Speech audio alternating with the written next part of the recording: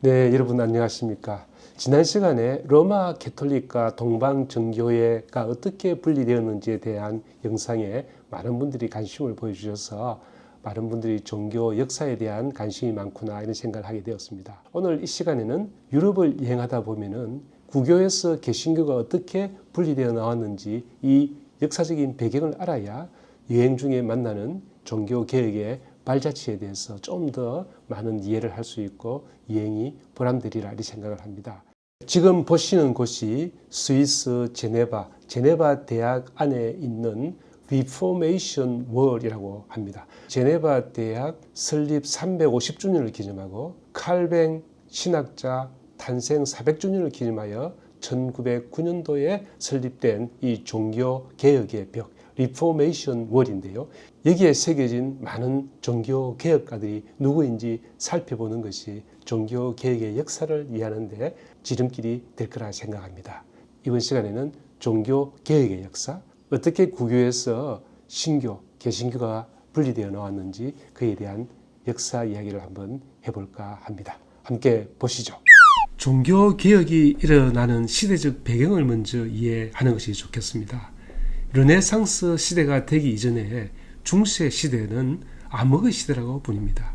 그 이유는 그리스 로마 문화가 쇠퇴하고 지적, 문화적 발전이 정체된 시기이기 때문에 암흑의 시대라고 부르는데 이 시대가 있게 된 여러 가지 원인이 있습니다만은 그 중에서도 종교적 근위가 너무 강하다 보니까 가톨릭 교회가 학문과 사상의 중심이 되었고 일부 과학적 연구나 철학적 탐구를 억제하며 이성과 과학보다는 신앙과 종교적 근위가 강조되는 그런 시기를 르네상스 시대에는 이 간 민족들이 자기 민족에 대한 이 자의식을 갖게 됩니다.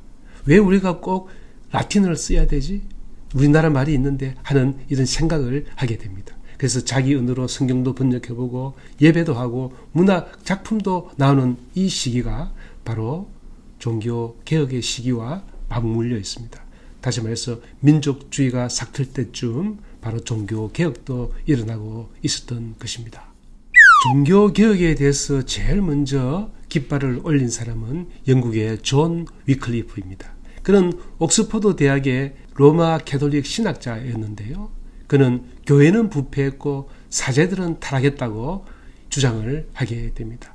그리고 그 타락한 이유는 성경을 읽지 않기 때문이다 라고 이야기합니다. 왜냐하니까 성경은 라틴어로 되어 있어서 읽기가 힘이 들 뿐 아니라 또 교회는 성경을 라틴어로만 읽게 강요를 하고요. 또 성경은 양피지에 필사하던 그런 시대에 대중화되기도 힘들었습니다. 그래서 존 위클리프는 그의 제자들과 함께 성경 번역 작업에 착수하게 되고 이는 로마 교황청에 반감을 불러오게 됩니다. 1381년 위클리프와 그의 제자들은 신구약 성경을 영어로 번역을 하게 됩니다. 이것은 1000년 동안의 전통을 깨고 유럽의 언어로 성경이 완역되는 처음 있었던 일인 것입니다. 물론 그는 1381년 옥스퍼드 대학에서 추방을 당하기도 하였습니다. 위클리프를 따르는 사제들을 가난한 사제들이라고 불렀는데요. 이들은 영국 전역의 마을을 돌면서 영어로 설교하고 이 부패한 가톨릭 교회의 개혁을 부르짖게 됩니다. 그래서 기성교회들은 이들 가난한 사제들을 롤라드라고 부르게 됩니다. 좀 경멸하는 뜻으로 불렀던 단어인데요. 이 롤라드 부흥운동은 이 기성교회로부터 심한 박해를 받고요. 불행히도 존 위클리프는 중풍으로 일찍 사망을 하게 됩니다. 그러나 그의 후예들이 이 롤라드파를 형성해서 롤라드파는 나중에 청교도 탄생에 큰 역할을 하게 됩니다. 위클리프는 루트워스라는 곳에서 잠시 목회를 하게 됩니다. 그래서 이 위클리프가 죽은 지 44년이 지났는데도 교황은 칙령을 내려서 이 위클리프의 시체를 발굴하고 그를 이단으로 화형에 처하게 됩니다. 그의 죄를 이 루트워스를 지나는 이 스위프트 강에 뿌리게 함으로써 그에 대한 명예살인을 한 번 더 하게 됩니다. 정말 뒤끝이 장렬하는 것을 알 수가 있습니다. 그 정도로 위클리프가 주장했던 내용들이 당시로서는 아주 충격적이지 않았나 하는 생각을 하게 됩니다.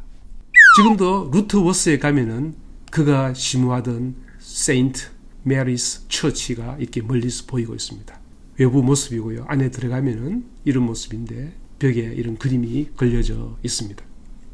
역사가들은 위클리프를 종교개혁의 아침별이라고 부릅니다. 그 정도로 본격적인 종교개혁이 있기 170, 80년 전에 종교개혁운동을 하였던 것입니다. 또 다른 역사가들은 롤라드 운동은 정복되었으나 소멸되지 않는 부흥운동으로 평가합니다. 그 이유는 그러한 사상이 유럽으로 퍼져나가기 때문인 것입니다. 위클리프의 사상이 유럽에 퍼져나갈 때 제일 처음 지금의 체코, 당시로서는 보헤미아라고 했는데 이 보헤미아의 공주가 영국으로 시집을 가게 되고 영국과 보헤미아 사이에 교환학생이 있게 됩니다. 이 보헤미아의 젊은 사람들이 옥스포드나 캠브리지로 유학을 가고 이 옥스포드에 갔던 젊은 사람들이 위클리프의 사상을 접하게 됩니다. 이의 사상을 가장 영향을 받은 사람이 얀 후스라는 사람이 나타나게 됩니다. 얀 후스는 체코 기독교의 신학자이며 종교개혁가였습니다. 이 존 위클리프의 영향으로 성서를 믿음의 유일한 근위로 강조하는 복음주의적 성향을 보이게 됩니다. 그는 서방교회 교향과 그 지지자들과 지도자들의 부패를 비판하게 됩니다. 그래서 1411년 대립교황이었던 요한 23세에 의해서 파문되게 되고 또 뒤에 이어서 1415년 독일의 콘스탄츠 공의회의 결정에 따라서 7월 6일 화형을 당하게 되는데 루터보다도 무려 100여 년 앞선 개혁자였던 것입니다. 그가 죽었지만은 이 보헤미안 공동체가 형성되어서 그의 사상을 이어받은 사람들이 만든 공동체로 계속 그의 사상을 이어나가게 됩니다. 그의 사상은 100년 뒤에 마틴 루터 등 종교개혁가들에게도 영향을 주게 되고요. 현재는 18세기 이후에 설립된 모라비아 교회, 체코 개신교인데요. 이 명칭으로 현재 명명을 유지하고 있습니다. 요즘 체코 프라하에 많이 여행을 가는데요. 체코 프라하에서 유명 관광지인 이 까를교 또는 찰스 브릿지, 이 찰스 브릿지를 건너오게 되면은 올드타운에 우리가 만나는 유명한 천문 시계가 있게 됩니다. 이 천문 시계는 해와 달과 황도 12궁 또 여기에 보는 문이 열리면서 이 12사도가 나오는 또 해골이 종을 치는 아주 인기 관광지고 많은 사람들이 여기서 이 장면을 보기 위해서 기다립니다만은 그러나 그 뒤에 있는 얀 후스의 이 기념물을 저희는 잘 보지를 못합니다. 저도 12년 전에 프라하에 여행을 갔을 때 이 얀 후스의 기념물을 보았습니다만은 당시로서는 얀 후스가 누군지도 몰랐던 것이 지금 생각하면 너무 안타까운.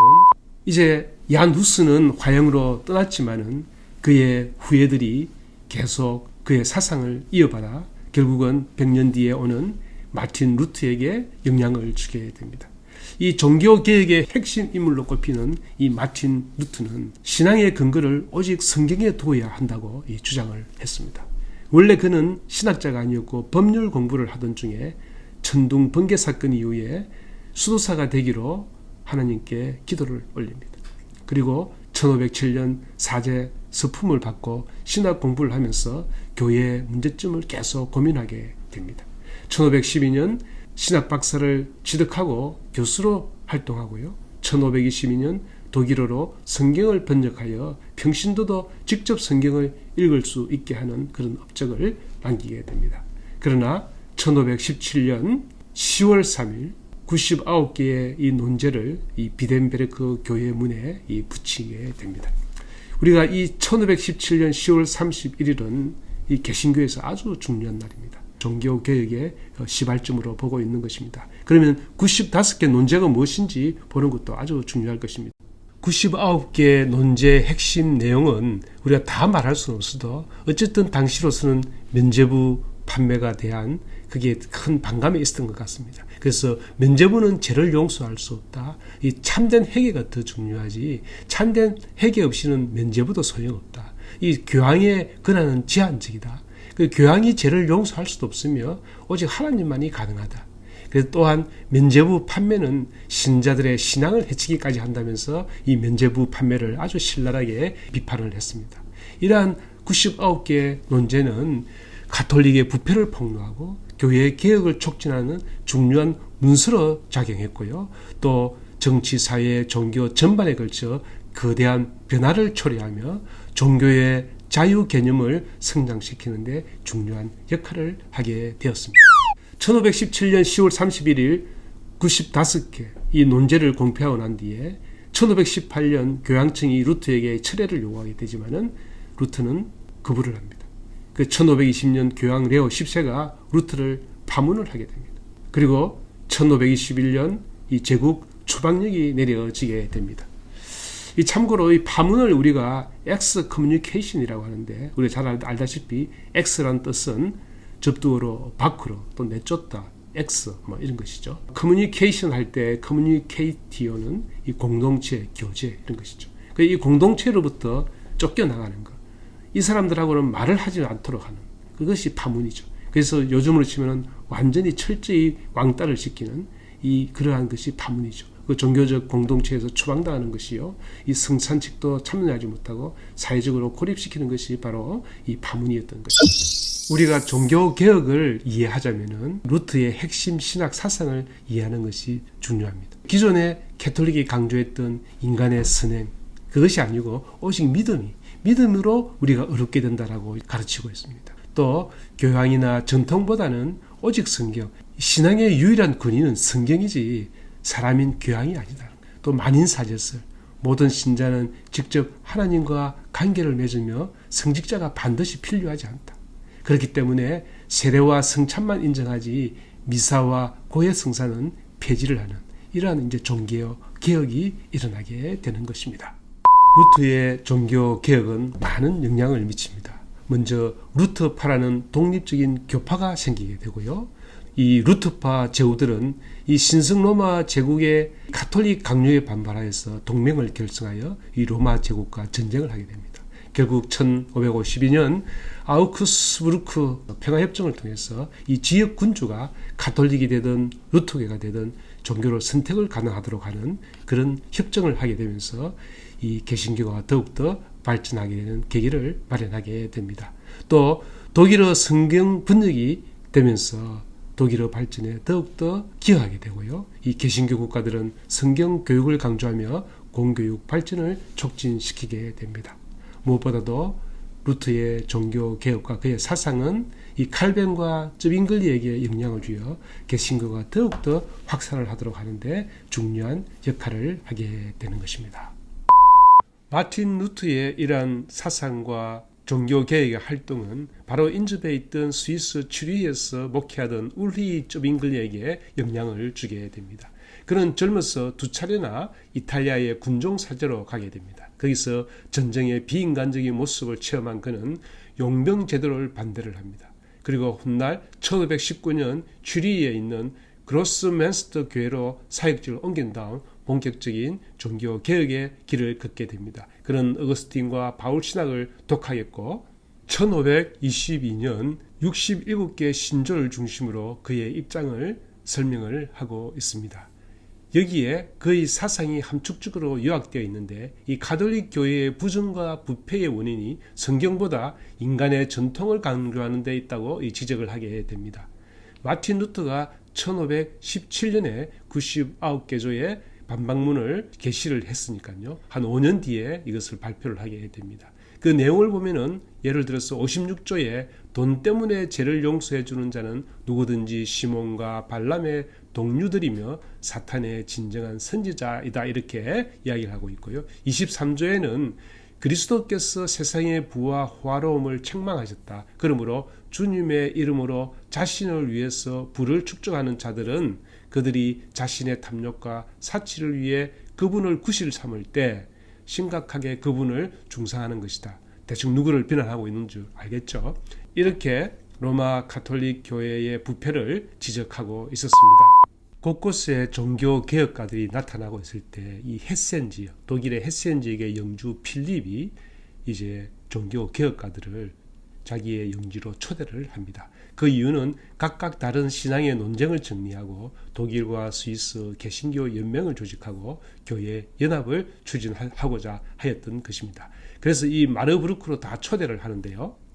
1529년 이 마르부르크 회의가 열리게 됩니다. 이 쩌빙글리는 루트에게 신학적인 도움을 받았지만은 이 성찬에 대한 문제에 대해서 서로 견해가 달라 회의에서 합의를 보지 못하고 심지어 격한 감정적 언어를 나눌 만큼 심각한 견해 차이를 보였다고 합니다. 이 성찬에 대한 내용이 뭐냐니까요. 예수께서 떡을 가지사 축복하시고 제자들에게 주시며 가라사대 받아 먹으라 이것이 내 몸이니라 하시고 이제 이것이 라틴어로 뭐 잘 모릅니다만은 이스트가 이제 이즈라는 뜻인데요.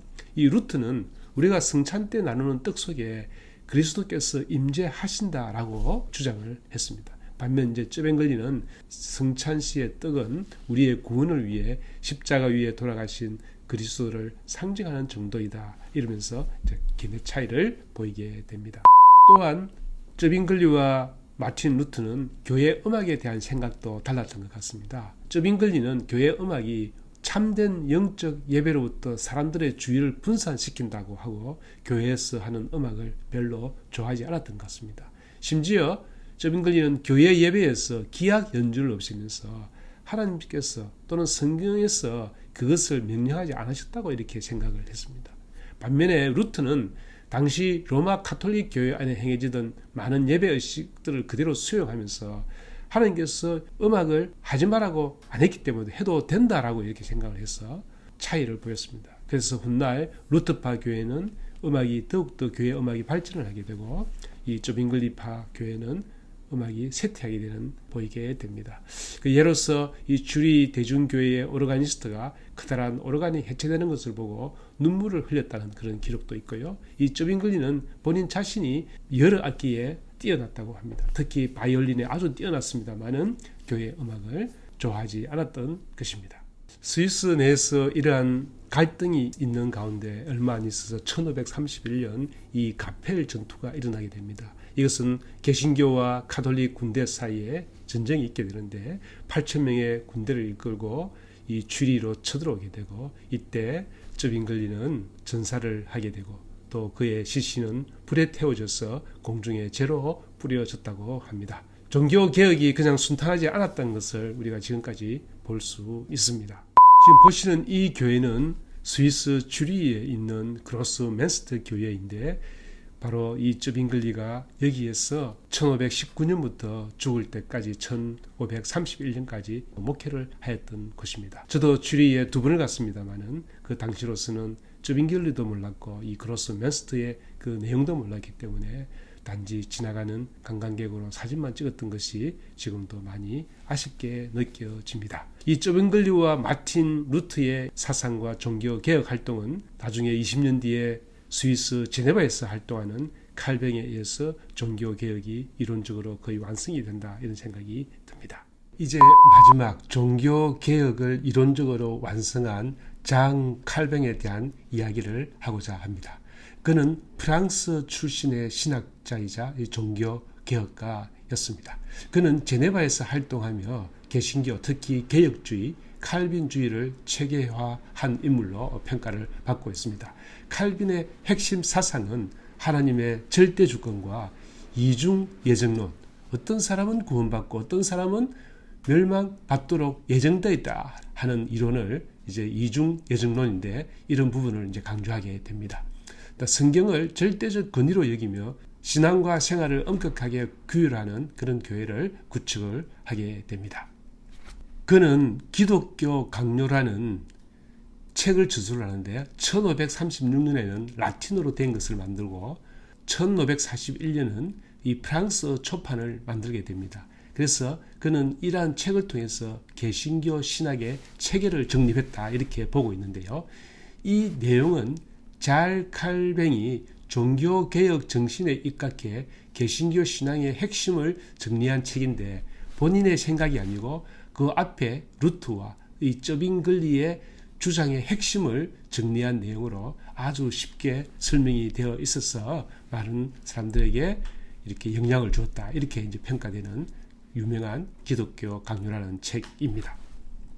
잔 칼뱅은 특히 이 제네바 아카데미를 학교를 세워서 여러 유럽의 사람들을 불러서 교육을 시키게 됩니다. 여기서 교육받았던 사람들이 영국, 스코틀랜드, 네덜란드, 프랑스 다 돌아가서 후스가 가졌던 그러한 문제의식을 개혁하고자 하게 됩니다. 그래서 각 나라에서 새로운 교회들이 세워지기 시작합니다.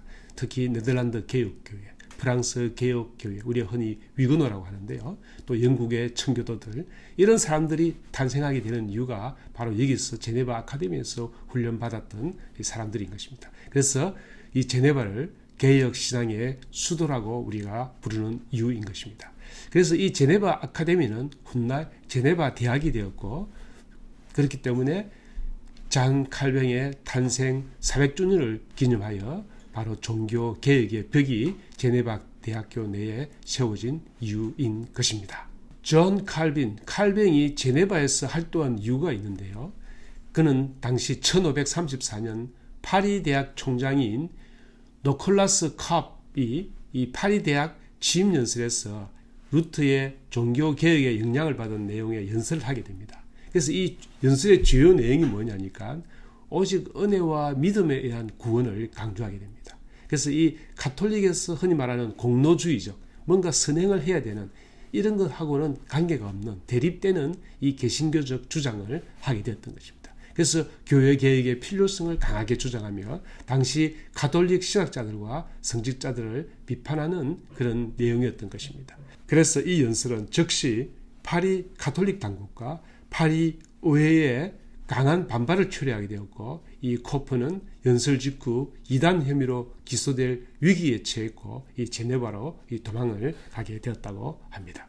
당시 칼빈은 이 파리 대학에서 신학과 법학을 공부하며 이 개신교 신학을 연구하던 중이었고, 이 코프와 좀 가까운 사이였다고 합니다. 그러다 보니까 이 코프가 연설한 이 내용이 아마도 칼빈이 작성하였을 것이라는 의혹이 제기되었고, 이에 따라 칼빈도 이 조사 대상이 됨으로 인해서 칼빈도 체포될 위험을 피하기 위하여 프랑스를 떠나 1535년 1월 스위스 바젤로 망명을 하게 되고, 그 이후 제네바로 옮겨서 이제 활동을 하게 되었던 이유인 것입니다. 제네바 대학교 내에 종교개혁의 벽 바로 뒤에 한 100m 거리에 생피에르 성당이 있는데요. 이 교회에서 바로 잔 칼뱅이 오랫동안 시무를 했던 곳입니다. 여기 이제 안에 들어가 보면은 잔 칼뱅이 앉았던, 직접 사용했던, 여기 보시면은 칼빈스 체어라고 해서 잔 칼뱅이 직접 앉았던 그런 의자도 있고요. 또 이 계단을 통해서 올라가서 여기 위에서 이제 설교를 하던 그런 것을 우리가 상상을 해 볼 수가 있겠습니다. 네, 종교개혁의 벽 제일 가운데 큰 석상 왼쪽에서부터 윌리엄 파렐이라는 분입니다. 윌리엄 파렐은 제네바에 종교개혁을 처음 도입한 인물로 이 칼뱅을 제네바로 초청하신 분입니다. 그 다음에 방금 말씀드린 존 칼뱅이 여기 있고요. 그 다음에 계신 분이 테오도르 베자라는 분인데, 이분은 칼빈의 후계자이며 제네바 아카데미의 초대 총장을 지낸 분입니다. 테오도르 베자. 그리고 제일 마지막 끝이 존 낙스라고 하는데, 이 스콜랜드 출신 종교개혁가로 제네바에서 칼빈에게 영향을 받아 이 스코틀랜드로 개혁을 전파했던 이런 분입니다. 그 외에도 보시면은 그 옆에 이 조그만 석상에는 보면은 이제 프리드리 3세라고 해서 루트를 보호해준 작센의 선제후입니다. 또 그 외에도 마틴 루트도 있고요. 또 울리 쩌빙글리도 있고, 또 잘 모르겠지만은 윌리엄 더 사일런트라는 분도 네덜란드의 독립과 개신교의 수호자로서 기여했던 분인데, 그런 분도 계시고요. 또 미국에서 종교 자유와 정교 분리를 주장했던 로즈 윌리엄스라는 분도 거기에 있게 됩니다. 또 전체 구조는 상징적으로 이 프로테스탄티즘의 역사와 전파를 표현하고 있으며, 이 배경 뒤에는 이 포스트 테네브라스 룩스라는 어둠 뒤에 빛이 오리라라는 제네바 종교 개혁의 표도 새겨져 있습니다. 네, 지금까지 스위스 제네바 대학교 내에 종교 개혁의 벽을 보고 여행 중에 이 종교 개혁의 벽을 만나면서 제가 이제 종교 개혁에 대한 역사를 공부를 하게 되었던 계기가 되었습니다. 미리 이 역사를 알고 갔더라면 종교 개혁의 벽이 좀 더 가슴에 와닿았을 텐데 그때는 모르고 있다가 갔다 와서 이렇게 몇 개월 만에 이제 다시 공부를 해서 영상을 찍게 되었습니다. 여러분들께서도 여행 가시기 전에 이러한 역사를 미리 좀 잘 알고 가셨더라면 훨씬 더 좋을 텐데 하는 그런 마음으로 영상을 찍어 보았습니다. 도움이 되셨길 바랍니다. 네, 시청해 주셔서 감사합니다. 감사합니다.